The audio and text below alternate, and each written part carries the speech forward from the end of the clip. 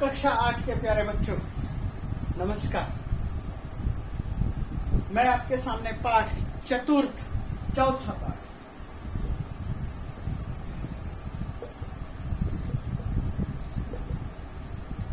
सदैव पुरतः निदेहि चरणम, सदैव हमेशा पुरतः आगे की ओर चरणम निदेहि पैर रखो, ये कहना है। और ये कहना है श्रीधर भास्कर वाल्सनेकर की, और ये नागपुर विश्वविद्यालय में संस्कृत के अध्यापक थे। हम यहाँ पर लोट लकार का प्रयोग आपको सिखाने की कोशिश कर रहे हैं, और लोट लकार में भी मध्यम पुरुष का अधिक से अधिक प्रयोग है। जैसे मैं यहाँ एक लोट लकार का लिख देता हूँ, चल का, चलतु, चलताम, चलन्तु, चल, चलतम, चलतम, चलानी, चलाव,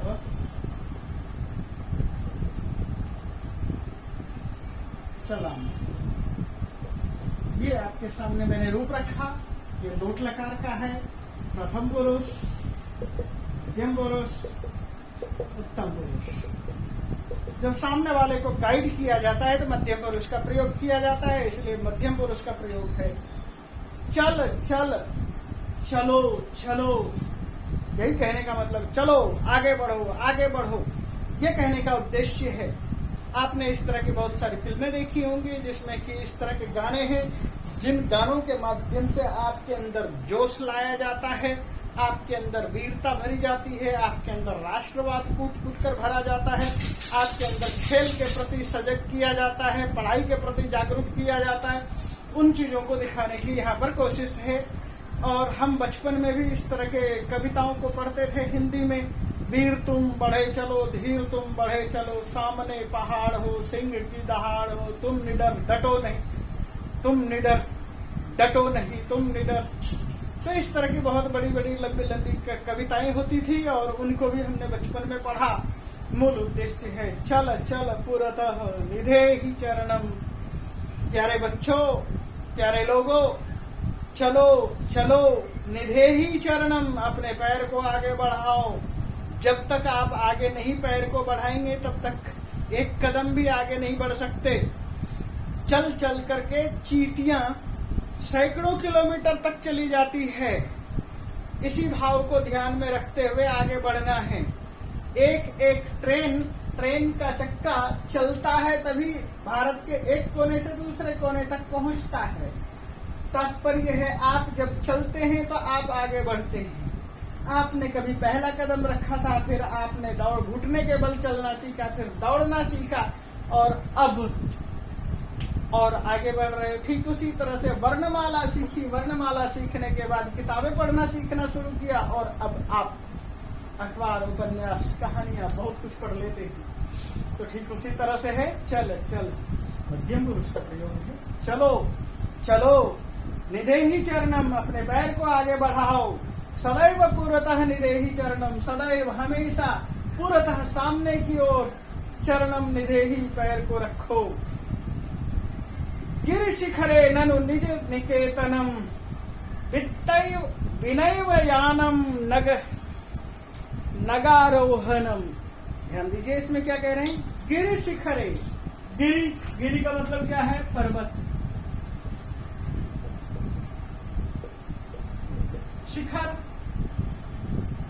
शिखर कहा है, सब शिखर पे सप्तमी का एक वचन है, शिखर पर। शिखर का मतलब क्या है? चोटी पर, पहाड़ की चोटी पर, पर्वत की चोटी पर चलो। और निज निकेतनम, ननु निज निकेतनम, निश्चित रूप से ननु शब्द अव्यय है, निश्चित के लिए। निज अपना, निकेतम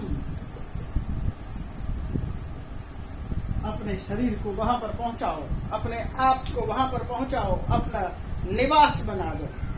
विनैव, बिना यानम, यान के, बिना ही वाहन के। नग आरोहणम, नग का तात्पर्य है पर्वत।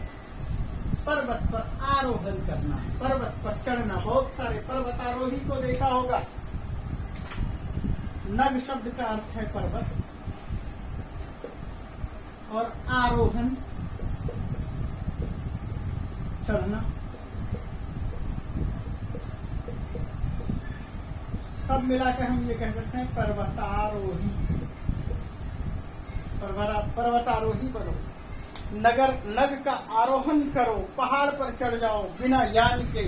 लोग जो है अनेक स्थानों पर जाते हैं, यान के माध्यम से जो है पर्वत को देखते हैं, पर्वत के ऊंची चोटियों को देखते हैं। आप पैदल चले चलो।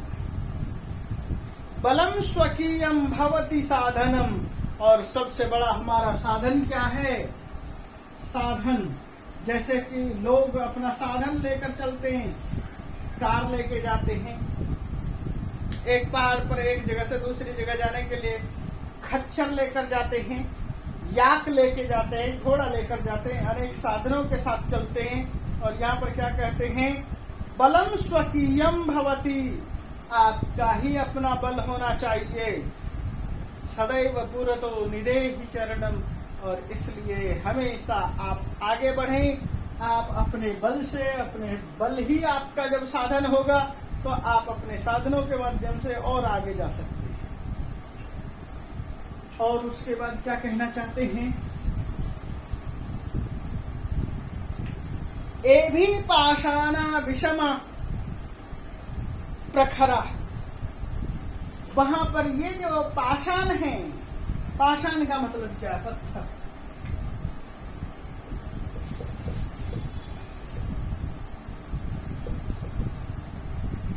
ए भी पाषाणा, और वो जो जितने भी पत्थर हैं, पत्थर कैसे हैं?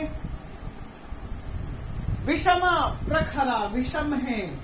विषम का मतलब क्या है? जो सम नहीं है। सम का अपोजिट विषम। सम का मतलब बराबर, और विषम का मतलब कुछ बहुत बड़े, कुछ बहुत छोटे, कुछ ऊबड़ खाबड़, इस तरह के जो है पाषाण हैं। और प्रखरा, प्रखर हैं। प्रखर का मतलब नुकीले, तेज धार वाले जैसे हैं।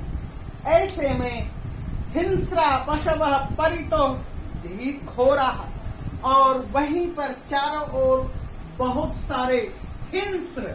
हिंस्र का मतलब हिंसक, हिंसा करता है, जिनका स्वभाव है हिंसा करना, ऐसे हिंस्र।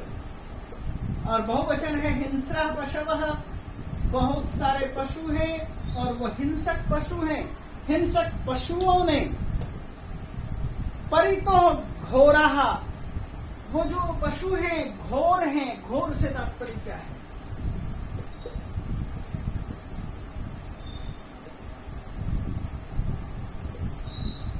आपने सुना है घोर, घनघोर,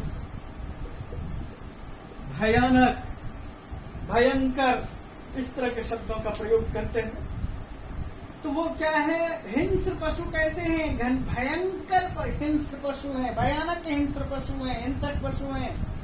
और उसके बाद भी सुदुष्करम खलु तत् यद्यपि गमनम, यद्यपि उस उन स्थानों पर जाना दुष्करम, बहुत अधिक कठिन है, फिर भी यद्यपि गमनम दुष्करम, यद्यपि वहां पर जाना निश्चित रूप से, खलु शब्द का फिर से प्रयोग किया, निश्चित रूप से दुष्कर है, कठिन है, फिर भी सदैव पुरतः निदेहि चरणम, अपने पैर को आगे बढ़ाओ।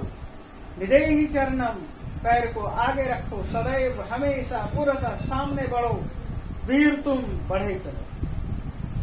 जही ही भीतिम भज भज शक्तिम, और क्या करना है? भीतिम जही ही, भीति भय को, जही ही, जही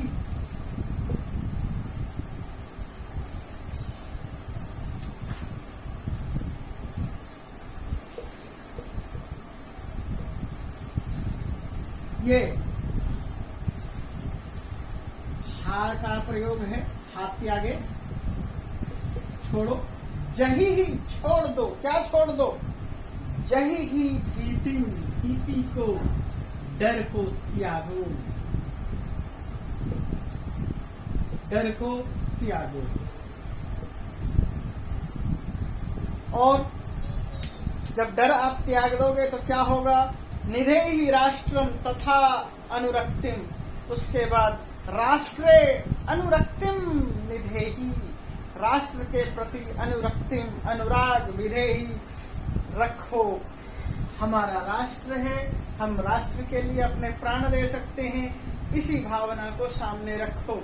और कुरु कुरु सततम ध्येयम स्मरणम, कुरु कुरु करो करो, हमेशा क्या करो? सततम, हमेशा लगातार, स्मरणम स्मरण रखो। क्या स्मरण रखो? ध्येयम, जो हमारा ध्येय है, हमारा जो भी ध्येय, ध्येय का मतलब क्या है? इष्ट, जो हमारा इष्ट है, ईश्वर है, प्रभु है, उसका ध्यान रखो, ध्यान करो और आगे की तरफ बढ़ो, पैर को आगे बढ़ाओ। सदैव पूर्वतः निधेहि, सदैव पूर्वतः, हमेशा आगे की ओर, निधेहि चरणम, चरण रखो।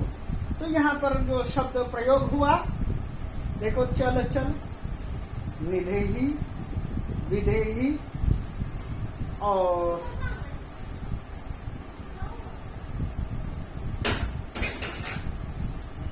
प्रयोग हुआ जही। इन विधिलिंग के शब्दों का प्रयोग हुआ और लोट लकार के शब्दों का प्रयोग हुआ। तो इन प्रयोगों को हम और आगे बढ़ाएंगे, देखेंगे, ध्यान देंगे।